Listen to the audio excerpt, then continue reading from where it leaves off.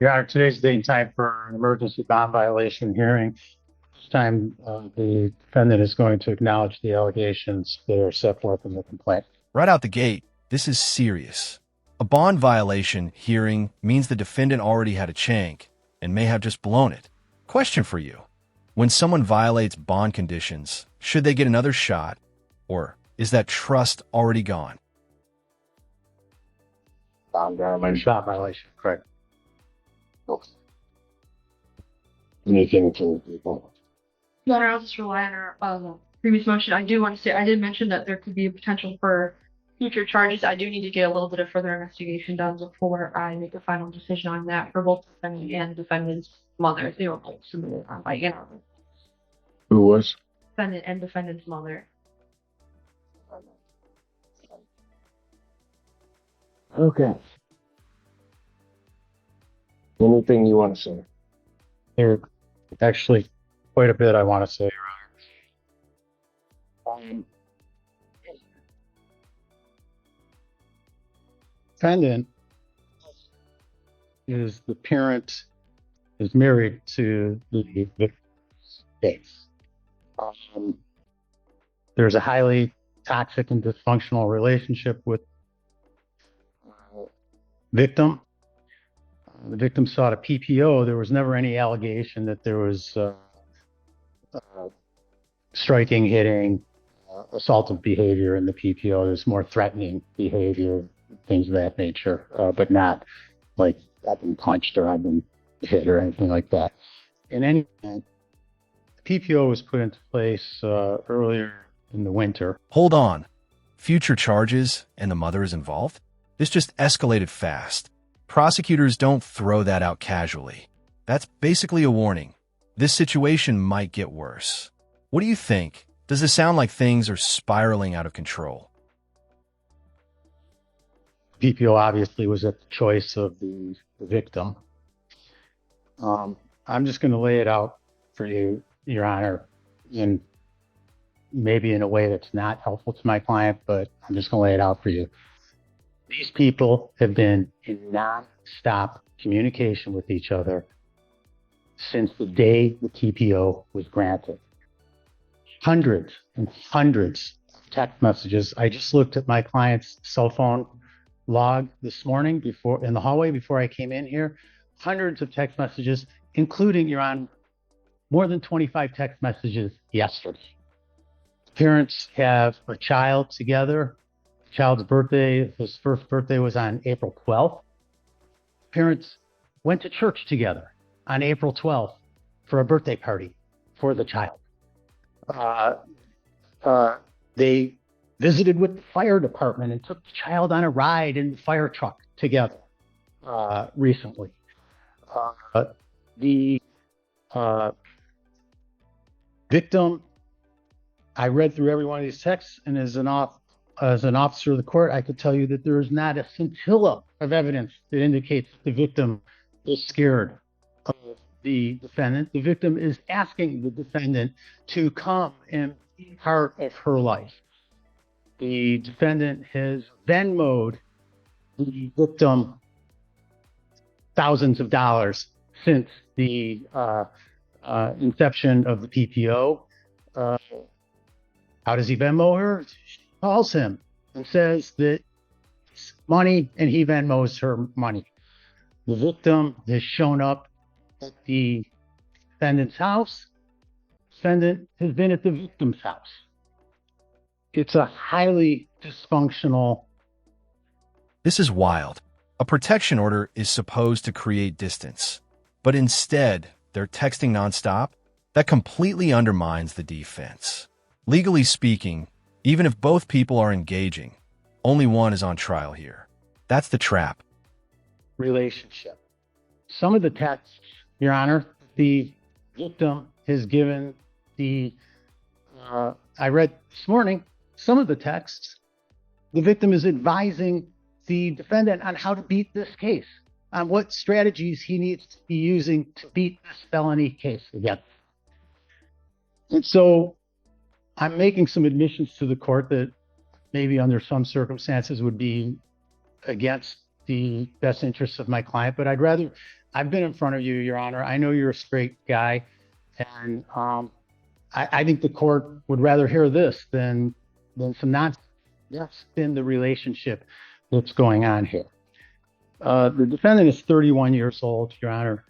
He's a honorably discharged member of the United States Army, served in the airborne, served in Ukraine, served on the border of Syria.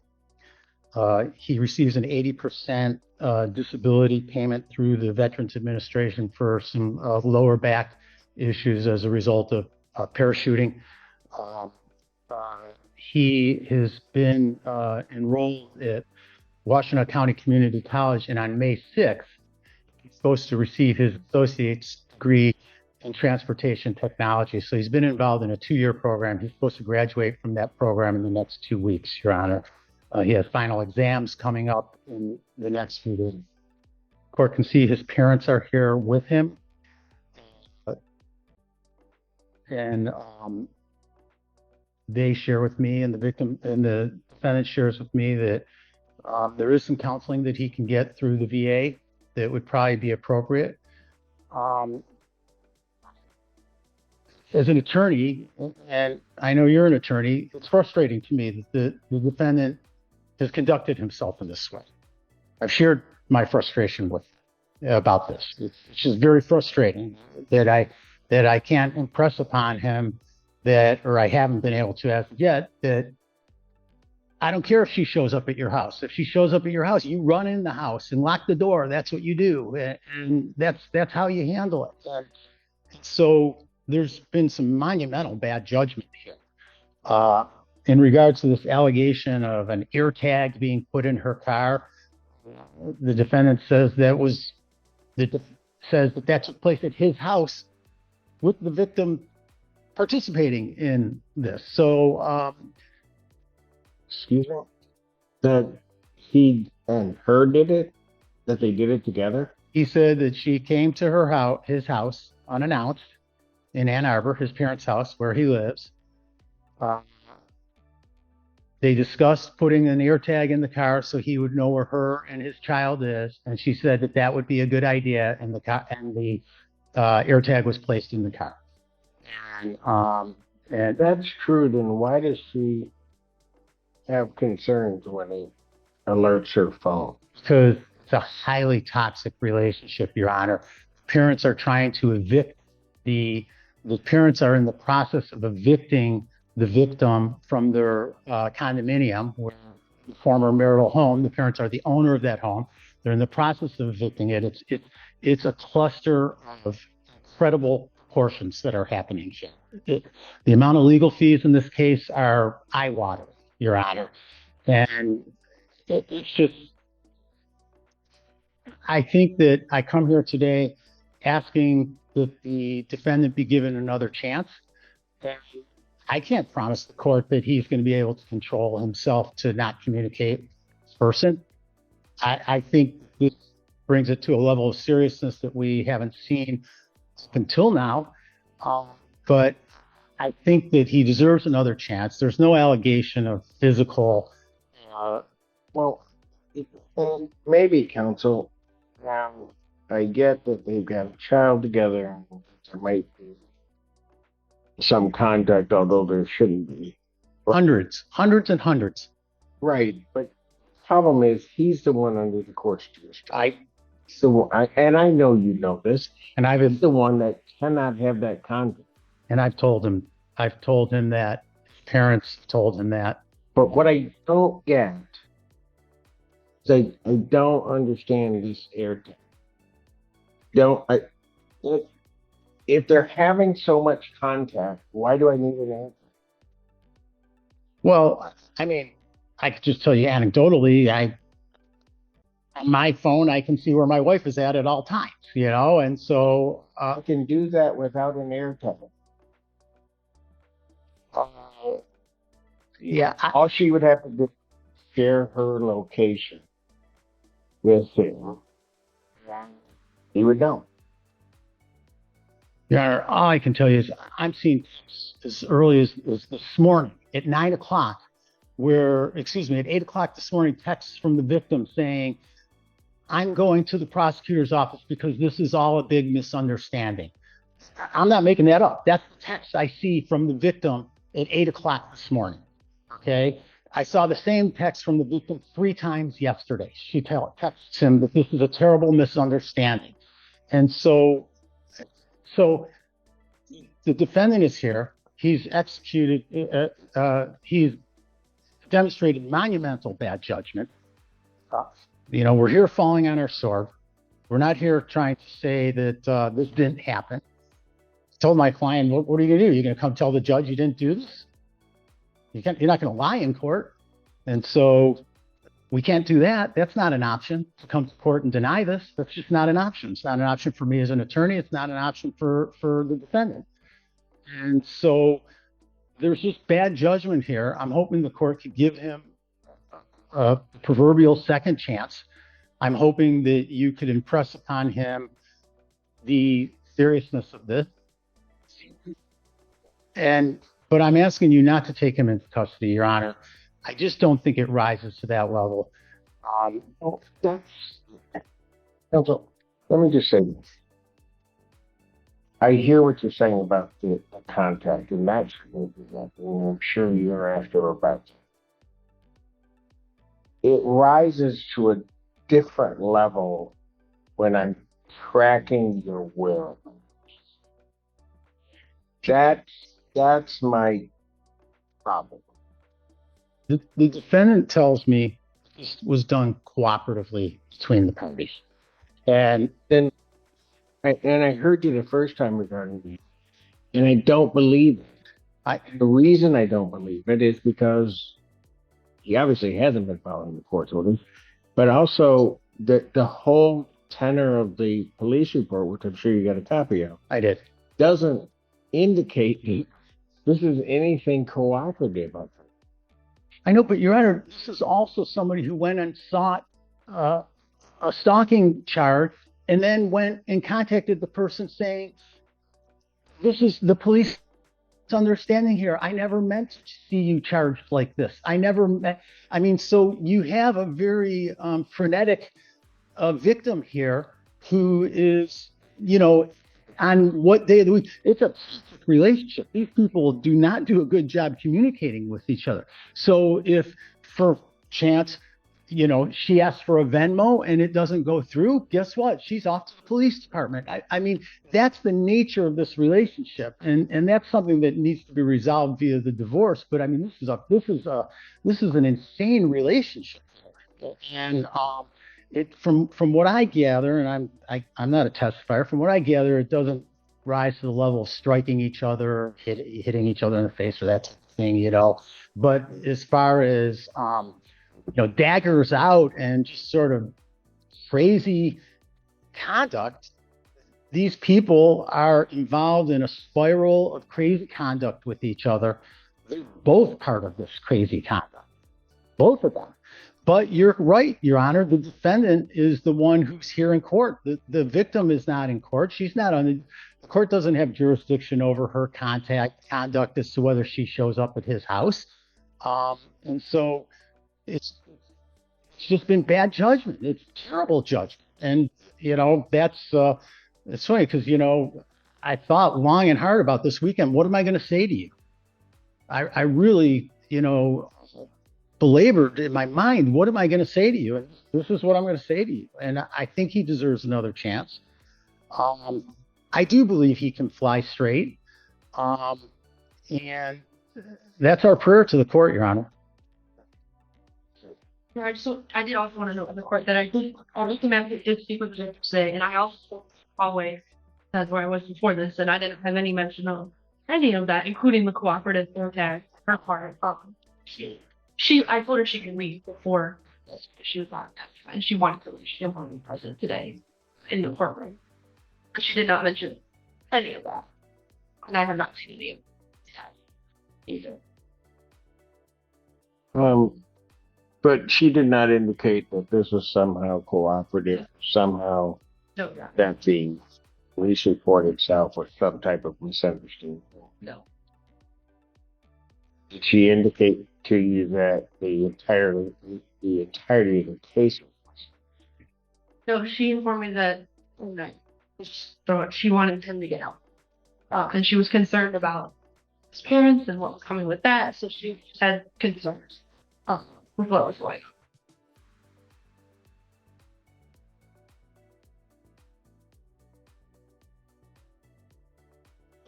It was a highly conflictual relationship between parents and the victim. Slight child trauma.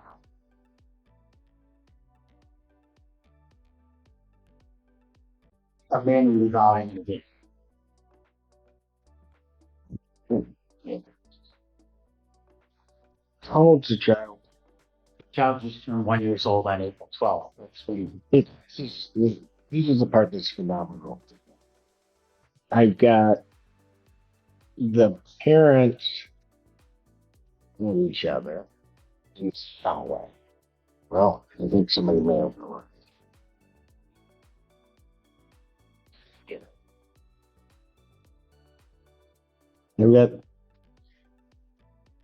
I've got the circumstance that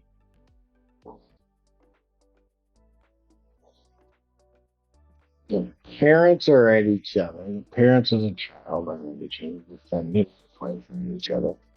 There's a divorce going on. There's then this stalking case going on. There's then going to be, thank goodness, premises, I think, are in Ann Arbor, so it's not my jurisdiction. There's then going to be an eviction that's going on, which makes no sense. Everybody keeps raising this to whatever level.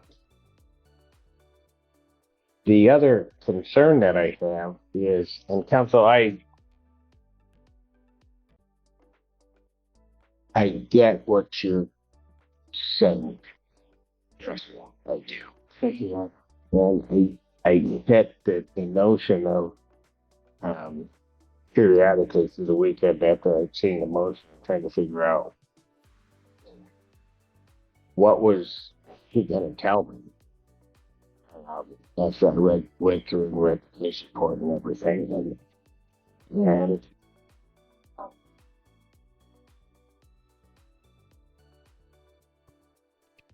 I don't want to necessarily escalate it, but I'm having a difficult time believing everybody operating was I felt. The purpose of that tag was, as you said, she's here. If you want me to put her under oath, and then I'll figure it out that way. But if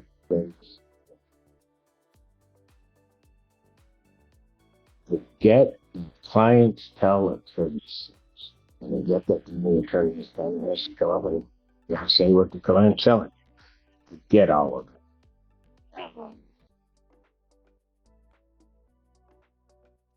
But I'm telling you, that notion of why that tag's there doesn't fit with anything I said before. Doesn't fit, maybe in certain relationships, doesn't fit within common sense, I don't know. That could happen. But it doesn't make this. And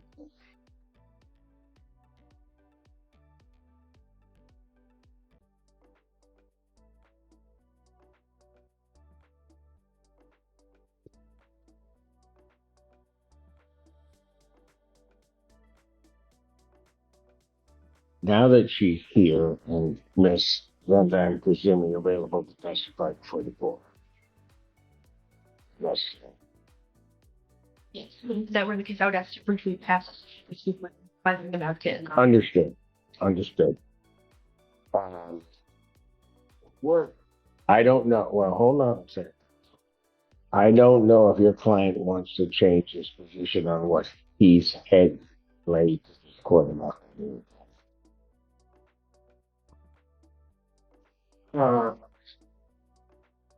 if we could pass the matter, and I would say to the court that we're not necessarily and understand that But let me, and the problem is that I don't, I really, you relate it to the court. I don't doubt in regard to any contact out, any of that. I'm just having a real tough time believing your client's premise for why that's. And I'm sure because you have it before me. And one of the things, the worst thing is, if you lie to me, we're going to have a whole other set of problems. So what I will do, knowing that she's here and that I may take testimony, I'll pass them out so that we've got to talk to her, you can talk with the client, and then somebody wants to give you a story that makes some sense. Fine. All right. He is to remain in the building, it's not to leave. Of course. Right? Is that all I do? For a life. And why is he yelling at me then? What